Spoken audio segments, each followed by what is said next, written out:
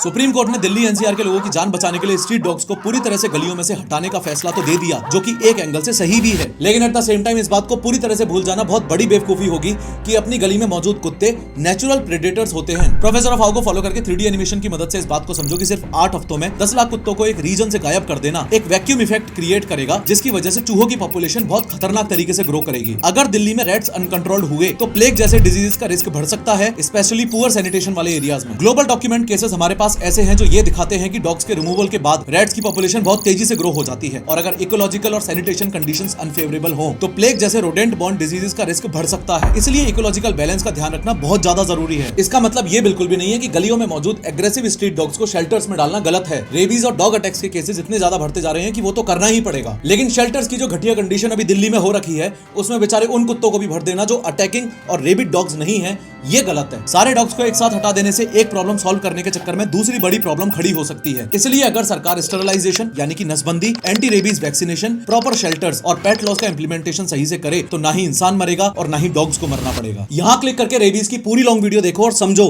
कि आप इस बीमारी से कैसे बच सकते हो।